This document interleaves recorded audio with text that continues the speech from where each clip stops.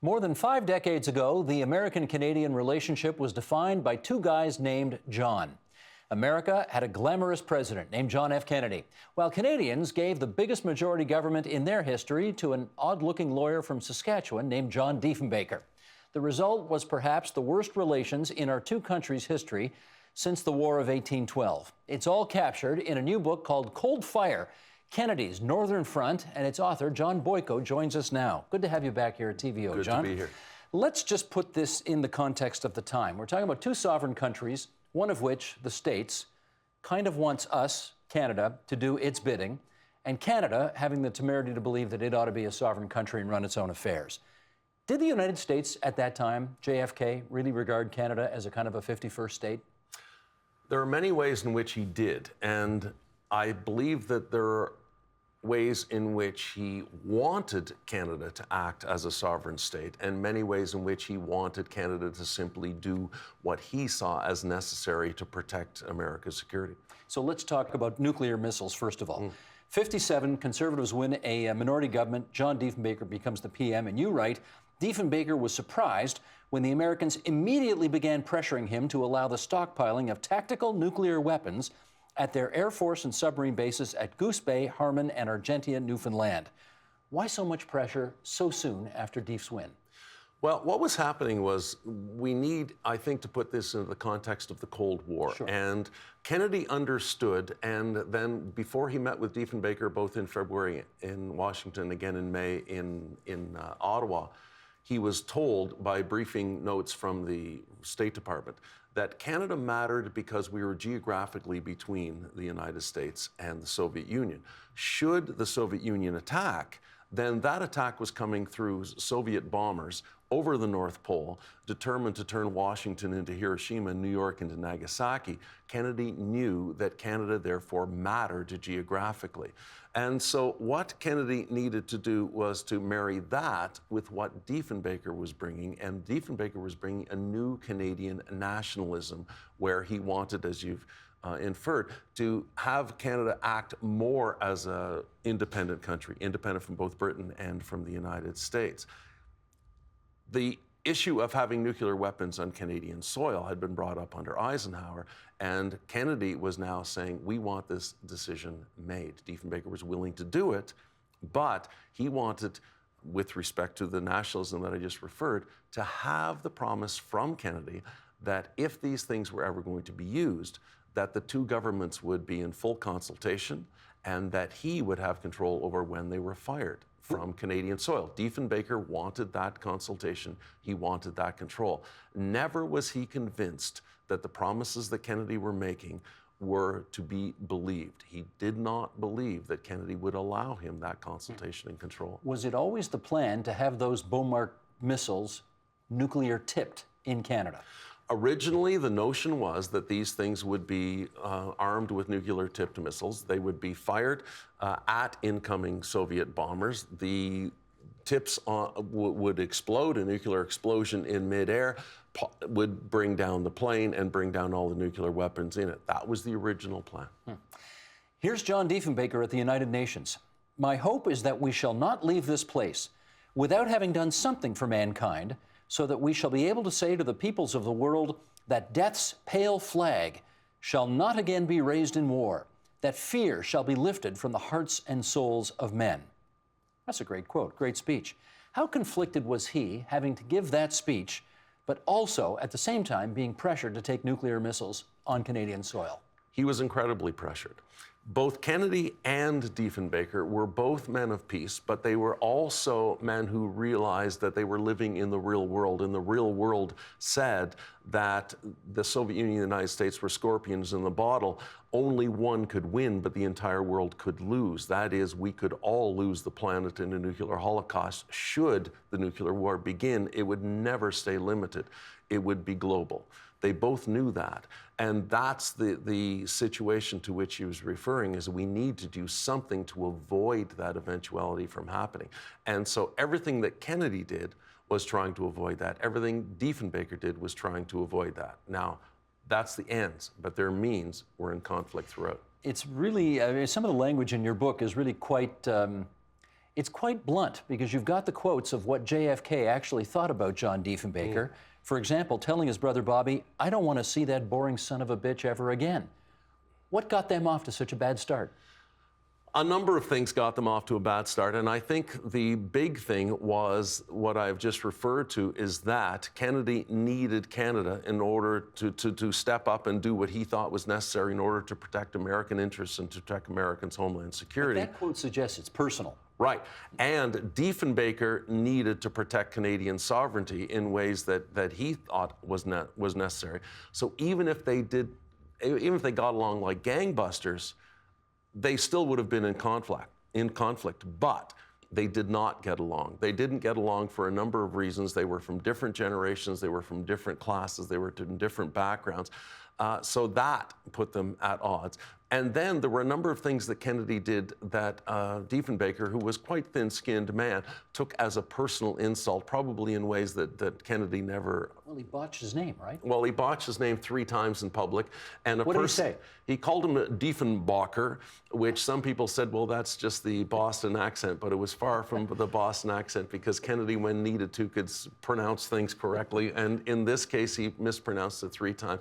There's another story of he was told very well in the briefing notes that he received that Diefenbaker was an avid fisherman. He took Diefenbaker to a portion in the White House in which there was a great swordfish that Kennedy had caught and said, "Have you ever caught anything as big?" And Diefenbaker truthfully said, "Well, yes, as a matter of fact, I just caught something that was larger."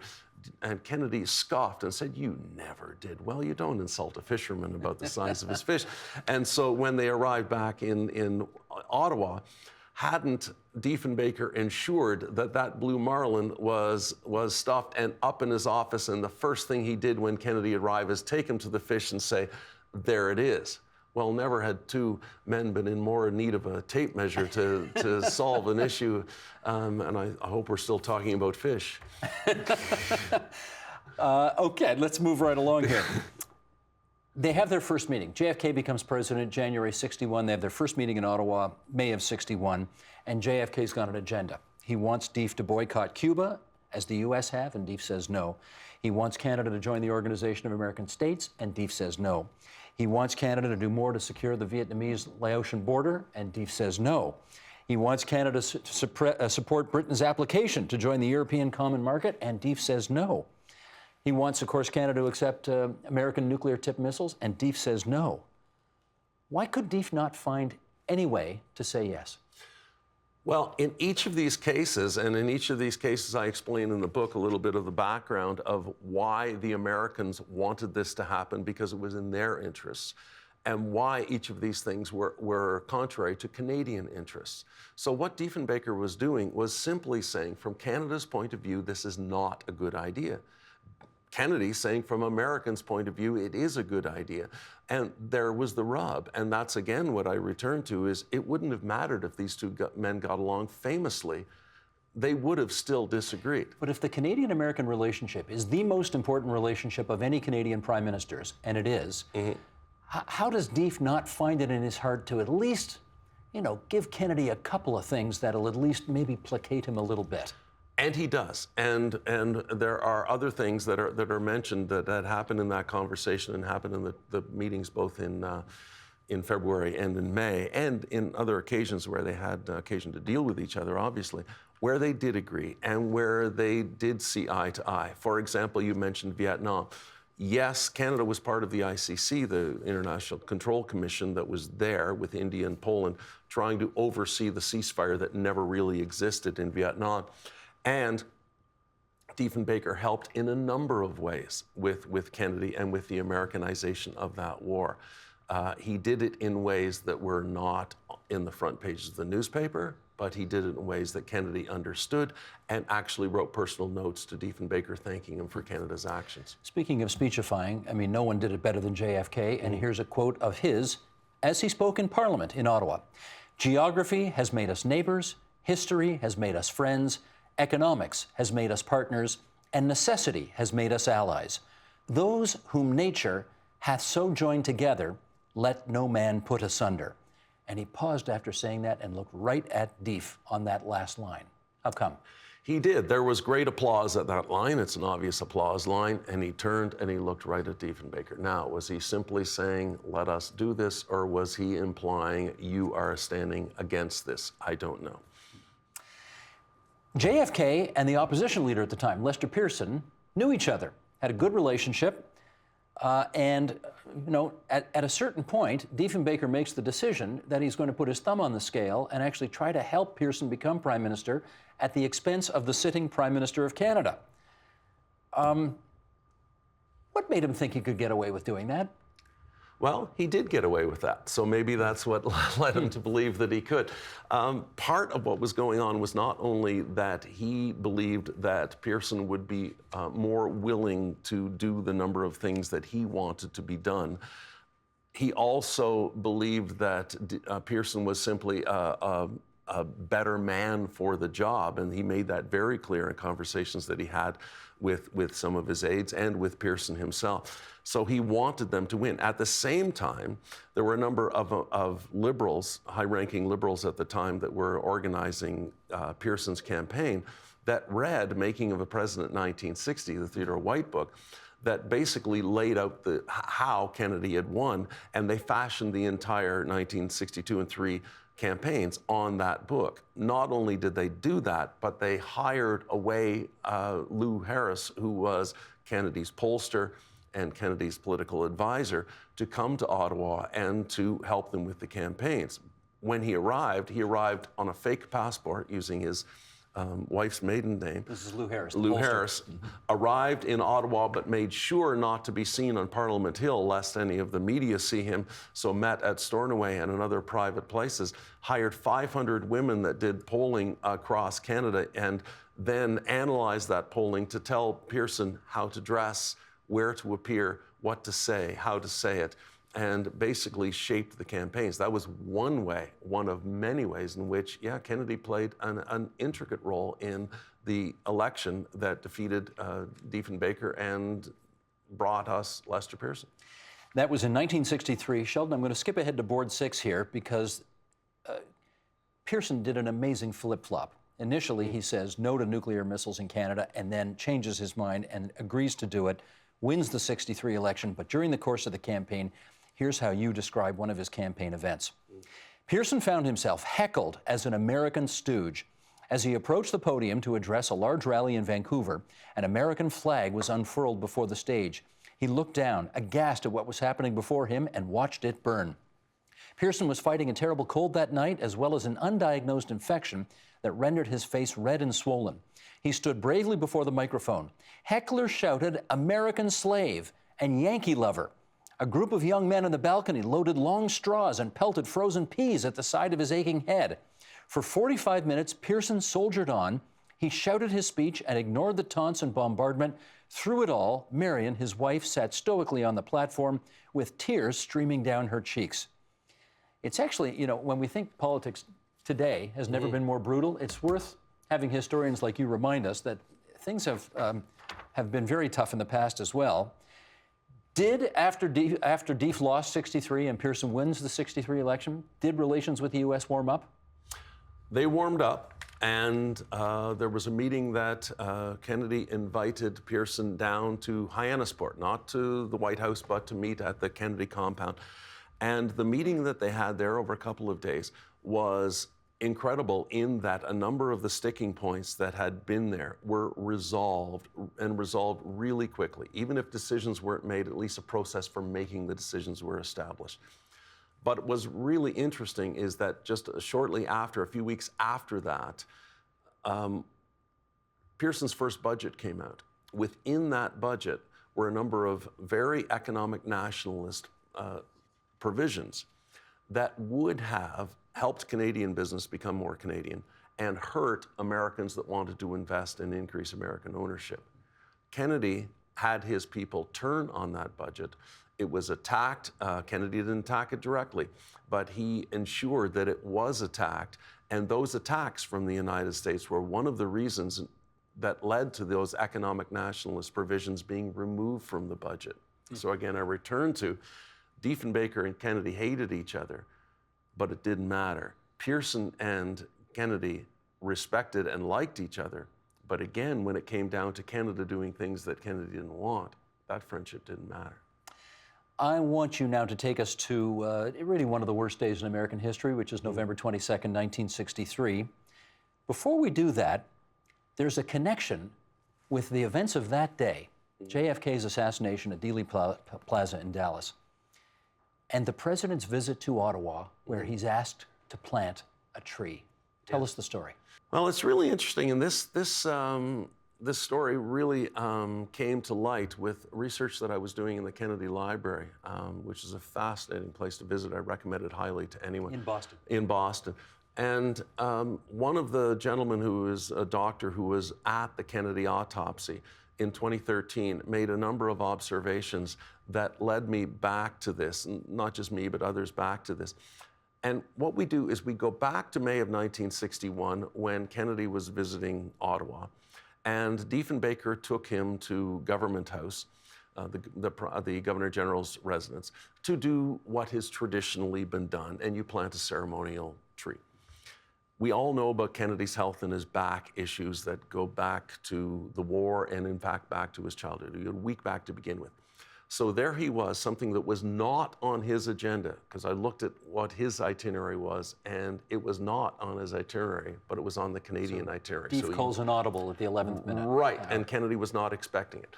Now, like all of such things, the tree was already planted. This was for the photographers, a silver shovel, and he was going to throw a few scoops of well-tilled soil into the hole that was already dug. He did a couple, and then his back went out. Kennedy hid the pain because he'd had a lifetime of hiding pain. But what was done afterwards is he was fashioned with a new and stiffer back brace than he had ever worn before. It went from his hips to his armpits.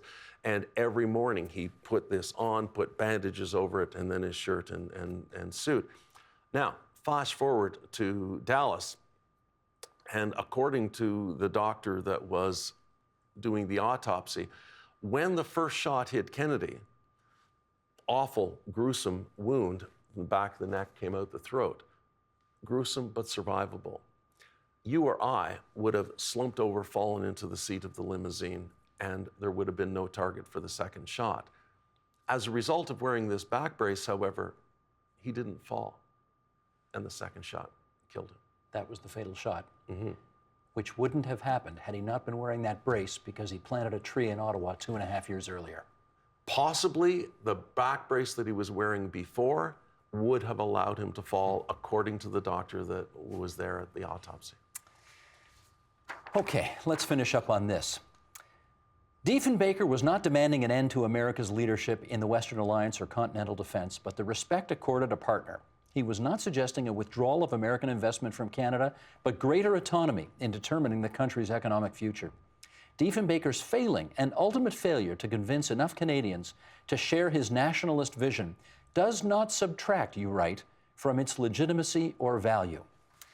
John, history's made its verdict on this period of time. Kennedy was Camelot, right? Diefenbaker turned into this paranoid, angry, vicious, fill in the blanks. You're pushing back against that verdict in this book. How come? I think I am because I believe that in every country, we quite rightly go through a period of existential angst every few years. Every generation, we have to examine who we are as Canadians, and we have to examine the country in which we want to live. I think we did it in the last election. I think the Americans are doing it now in their election. And in the 1960s, that was a period of existential angst, and we were trying to determine, should we try to be more Canadian? How Canadian can we be with the United States right at our door? George Grant wrote an excellent book called Lament of a Nation, in which he talked about that period as the last gasp of Canadian nationalism. Which his nephew, Michael Ignatieff, says was the wrong message. Exactly. He got it wrong. Exactly. But what I believe needs to happen, and what I'm hoping happens with this book, is that enough people read it and ask that question again that Diefenbaker asked. And it was the question that I end the book with, that Peter Zosky presented to people with a contest, where we are as American as apple pie, we say as Americans. Well, as Canadian, we are as Canadian as, and the contest winner said, as possible under the circumstances. Great line. which perhaps that's what Diefenbaker proved, is this as Canadian as we can be. But he wanted us to be more. Good stuff. Cold Fire, Kennedy's Northern Front. John Boyko, you've done it again. Thanks so much for visiting us at TVO Thank you tonight. so much. Help TVO create a better world through the power of learning. Visit supporttvo.org and make a tax-deductible donation today.